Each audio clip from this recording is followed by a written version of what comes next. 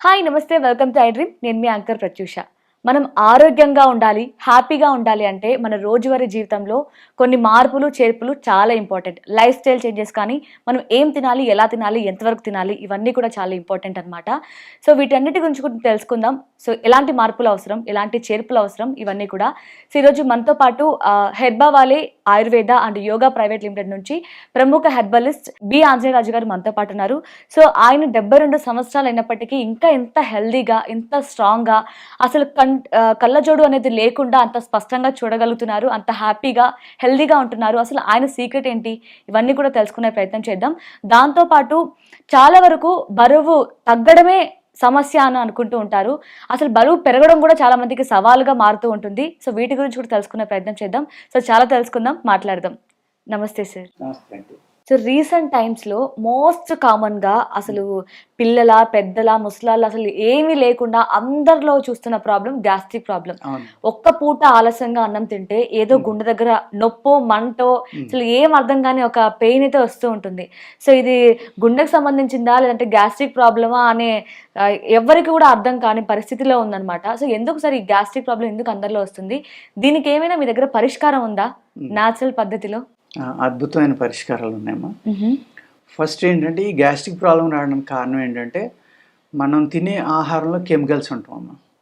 అంటే పురుగు మందులు, ఎరువులు విపరీతంగా వాడడం వల్ల ఏమవుతుందంటే, వాటి యొక్క కణాలు అనేవి, అంటే అయితే అందులో విషతుల్యమైన పార్టికల్స్ ఉన్నాయో అవి మన ఆహారంలోకి వచ్చేస్తున్నాయండి. ఆకుకూరలు అవనివ్వండి, పళ్ళు అవనివ్వండి, కూరగాయలు అవనివ్వండి, ఇవన్నీ కూడా ఏంటంటే నిన్న స్ప్రే చేస్తే వాడు మార్కెట్కి వస్తున్నాయి. అలాగే ఇప్పుడు ఏమైందంటే జంక్ ఫుడ్స్ తినడం అనేది ఎక్కువైపోయిందండి. బయట ఏదో 3 o'clock బిర్యానీ అంటాం, మార్నింగ్ 5 o'clock బిర్యానీ అంట, 6 o'clock బిర్యానీ అంట, దానికోసం లైన్లో నుంచుని అది తినడం అంటే ఎంత దౌర్భాగ్యమో చూడండి. నిద్రపోవాల్సిన టైంలో బిర్యానీలు తిని ఇంటికి వచ్చి నిద్రపోతున్నారు. ఆ బిర్యానీ తింటా మళ్ళీ కూల్ డ్రింక్లు, ఆ కూల్ డ్రింకులు తాగితే విషం అనేది ఎంతమంది చెప్పినా, ఎన్నిసార్లు చెప్పినా ఎవరు విన్నారు. ఈ విధమైన కెమికల్ ఫుడ్ తినడం వల్ల ఈ గ్యాస్ట్రిక్ ప్రాబ్లం అనేది విపరీతంగా పెరిగిపోతున్నాం. ఓకే, అంటే కూల్ డ్రింక్ తాగడం ప్రాబ్లమా లేదంటే బిర్యానీతో కలిపి తాగడం ప్రాబ్లమా సార్? కూల్ డ్రింక్ తాగడం ప్రాబ్లమే, బిర్యానీతో కలిపి తాగడమా ప్రాబ్లం, రెండు ప్రాబ్లమే. అదే టైంలో కొబ్బరి బొండం తాగొచ్చు, మజ్జిగ తాగొచ్చు, లేకపోతే ఇంటికి వచ్చి చక్కగా ఏదో ఒకటి కలుపుకుని తాగొచ్చు. ఇలాంటివి ఏమీ లేదు. అందులో గ్యాస్ ఒకటి ఉంది, అనేక రకాల కెమికల్స్. ఆ రకమైన ఆహారం తీసుకోవడం వల్ల ఇబ్బంది అవుతుందమ్మా.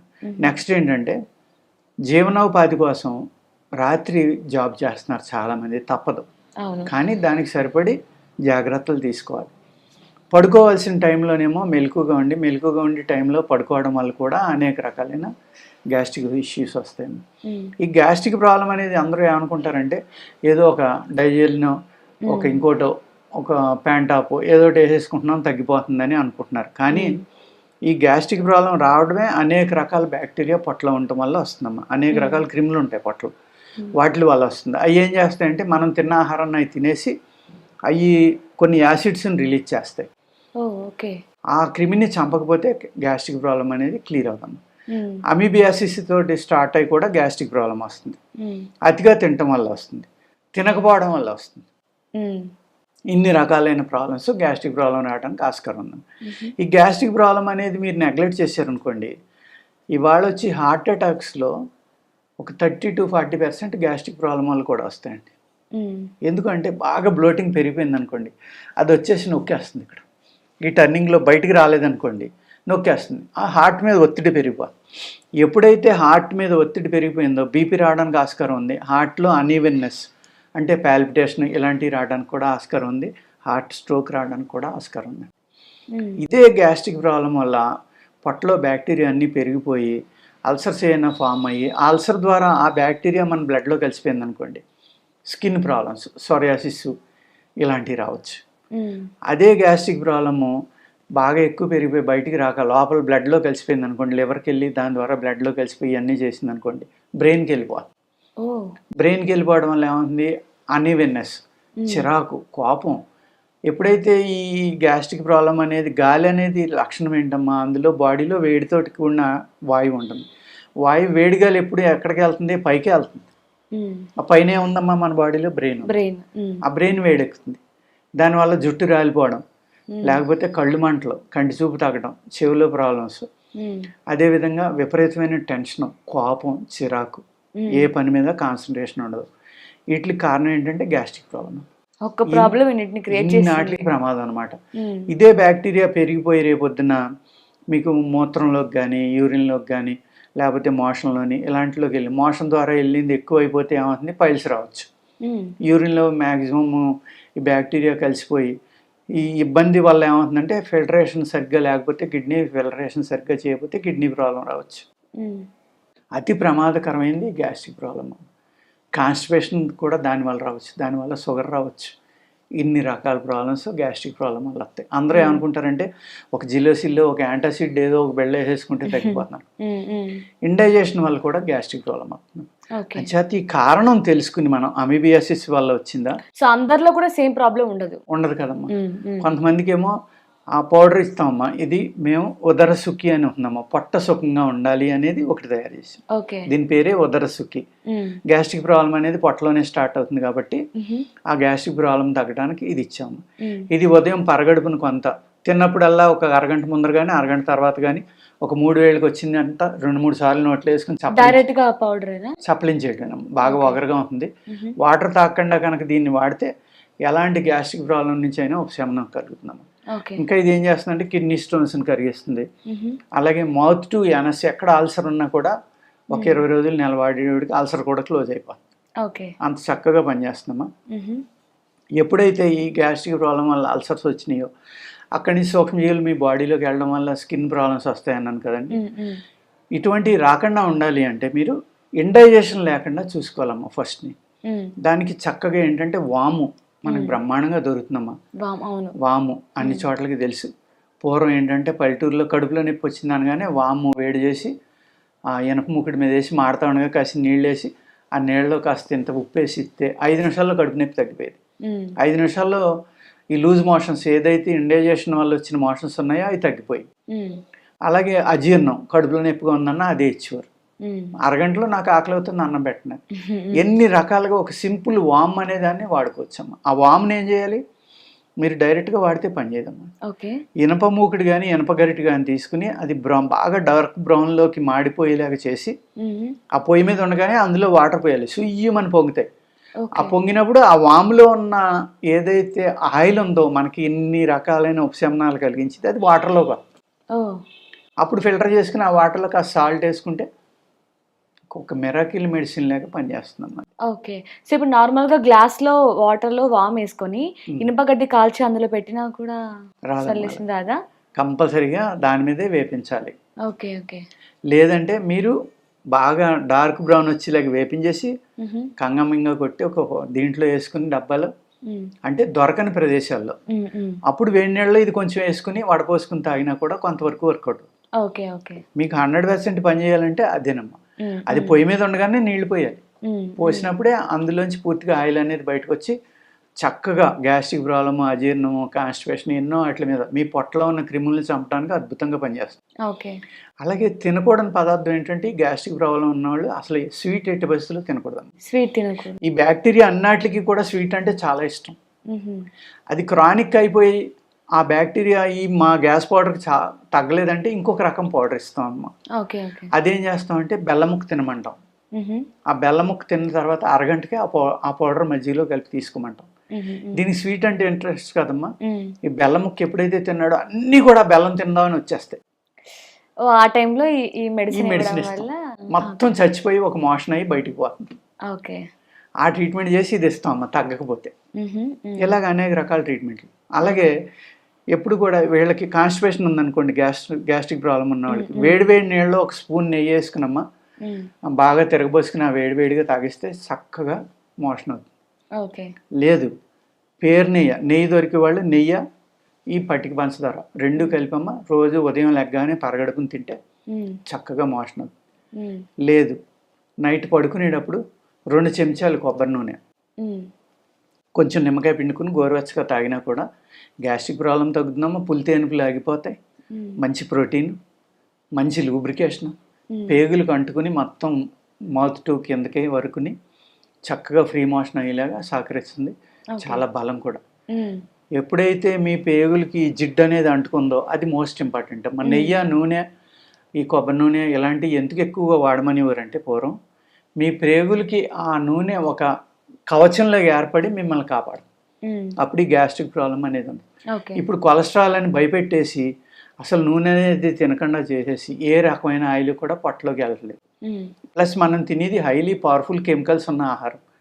ఎప్పుడైతే ఈ లేయర్ మీ పేగులకు అంటుకుని లేదో ఈ డైరెక్ట్గా పేగులు అబ్జర్వ్ చేసేసుకుంటున్నాయి ఈ కెమికల్స్ని. దానివల్ల అల్సర్స్, గ్యాస్ట్రిక్ ప్రాబ్లమ్స్ విపరీతంగా పెరిగిపోతున్నాయి.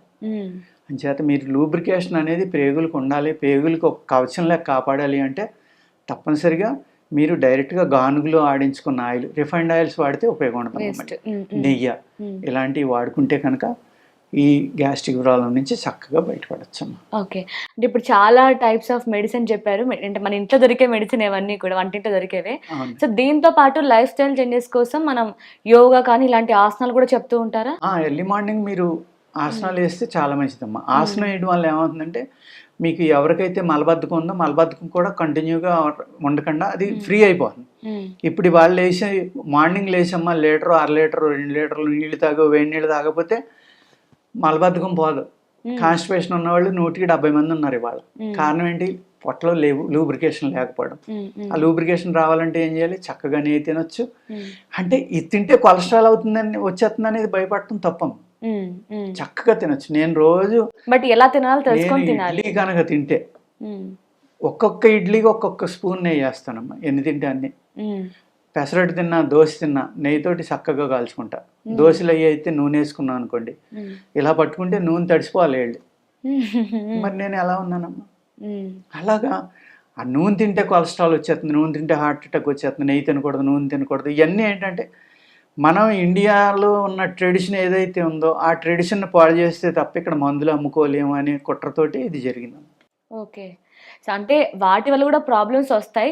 బట్ వాటిని ఎంత మోతాదులో తీసుకోవాలి, ఎలా తీసుకోవాలి, ఎవరు తీసుకోవాలి, ఎవరు తీసుకోకూడదు అనేది ఇంపార్టెంట్. అలా కాదమ్మా. ఎలా అంటే మీకు కొలెస్ట్రాల్ వచ్చాక తినకూడదు, రాకముందర ఎందుకు మానేయాలి?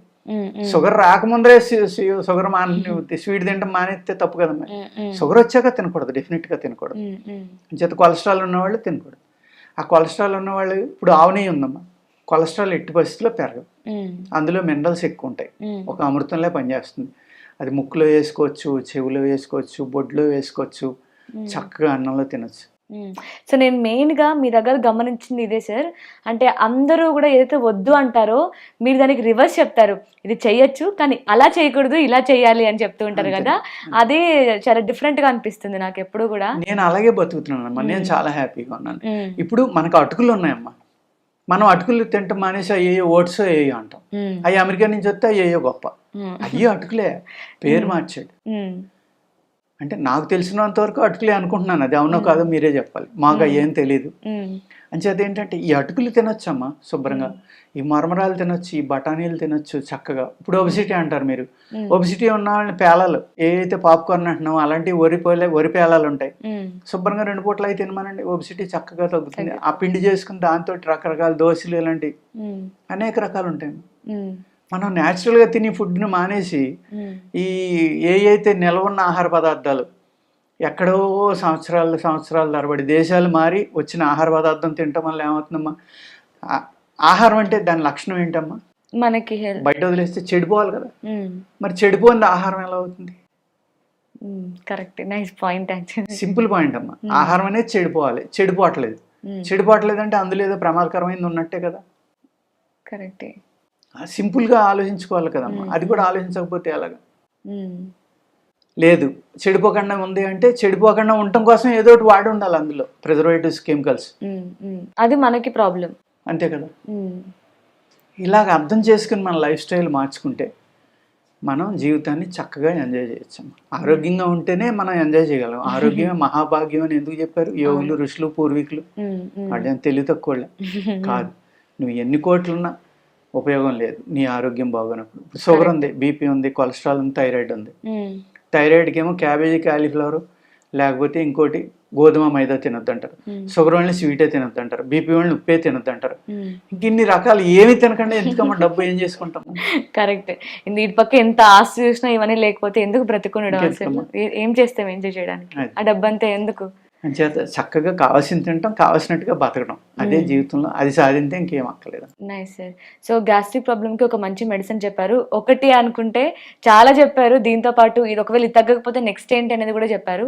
Thank you so much sir. నమస్తే అండి. సో మీరు కూడా గ్యాస్ట్రిక్ ప్రాబ్లంతో ఇబ్బంది పడుతున్నారు, సో ఏ మెడిసిన్ యూస్ చేసినా ఇన్స్టెంట్గా సొల్యూషన్ వస్తుంది కానీ పర్మనెంట్గా ఉండట్లేదు అని ఫీల్ అవుతుంటే ఒకసారి ఈ మెడిసిన్ని ట్రై చేసి చూడండి. సో దీని గురించి మోర్ డీటెయిల్స్ కావాలి, సో మీ ప్రాబ్లం ఏంటి, మీకు ఎందుకు వచ్చింది, ఎలా ఉంది, మీ సిమ్టమ్స్ ఎలా కనిపిస్తున్నాయి అనేది కూడా ఇంపార్టెంట్. సో డైరెక్ట్గా మీరు కన్సల్ట్ అయ్యి మీ ప్రాబ్లం ఏంటో తెలుసుకొని మీరు సొల్యూషన్ తీసుకోవడం మంచిదండి. సో ఒకసారి ఆంజనేయ రాజు గారితో మాట్లాడాలి అనుకుంటే స్క్రీన్ మీద కనిపిస్తున్న నెంబర్కి కాంటాక్ట్ అవ్వండి. Thank you so much for watching. And for more videos, Please subscribe to iDream. Please subscribe to iDream. Please subscribe iDream. And please subscribe to iDream. For more videos, subscribe to iDream. please like, share, and subscribe to the channel. Congratulations, iDream. subscribe to iDream. Subscribe to iDream. So subscribe to iDream Media. iDream ki iDream team అందరికి huge congratulations. Please subscribe iDream Media. Please subscribe to iDream. Subscribe iDream. Please subscribe to iDream. iDream అంటే నా కళల ఛానల్ను subscribe చేసుకున్న నోరు తిరుగుతలేదు, మీరైతే గంట గుర్తు కొట్టండి. For more such videos, please subscribe to iDream. Subscribe to iDream. Please subscribe to iDream. Please subscribe iDream Media. Please do subscribe to iDream. Please subscribe to iDream Media. For best entertainment and information, please subscribe iDream. And don't forget to subscribe to iDream.